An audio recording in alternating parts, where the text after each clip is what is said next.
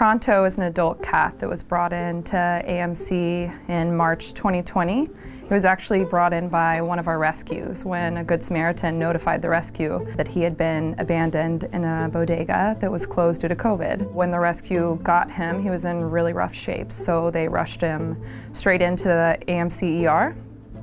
When he got here, he was very sick. He was laterally recumbent, weak, pale, cold. His heart rate was dangerously low, his blood pressure was very low.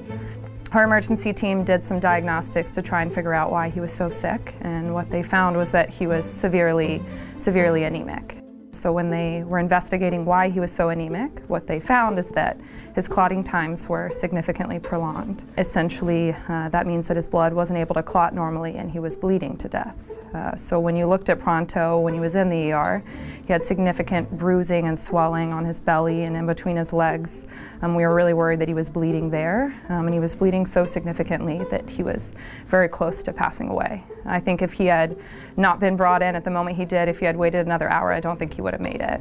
When we think of animals that are outside or in a bodega or in a situation like that and they're unable to clot their blood normally, the first thing we think of is a rat poison. One of the most common rat poisons basically makes it so that your liver can't make your clotting factors and you bleed to death. But we were really worried that that may have been what Pronto got into. He was emergently given a blood transfusion and he was started on a fresh frozen plasma transfusion, which is basically a transfusion to replace the clotting factors that his body wasn't making because of what we think was the rat poison. So while he was in the ICU over the first 1 to 2 days that he was here, he got a total of 3 blood transfusions and 4 plasma transfusions. And that's a lot of blood products for any animal to get, and the more blood products you get, the higher risk of having a life-threatening transfusion reaction. So while he was in the ICU, he did have a very mild reaction where his temperature became elevated, but luckily that was as severe as it got. We wanted to just make sure there was nothing else going on with Pronto that may have caused him to have these abnormal clotting times.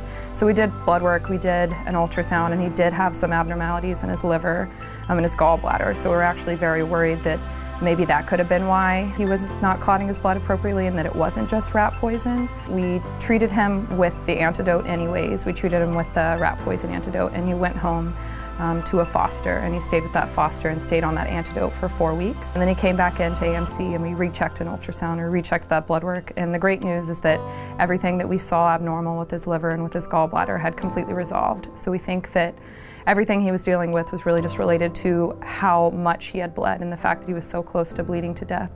But he was able to be brought back, and he now was adopted by those fosters that had him for those 4 weeks, and he's turned into a great cuddly cat, and he seems to be thriving in his new home.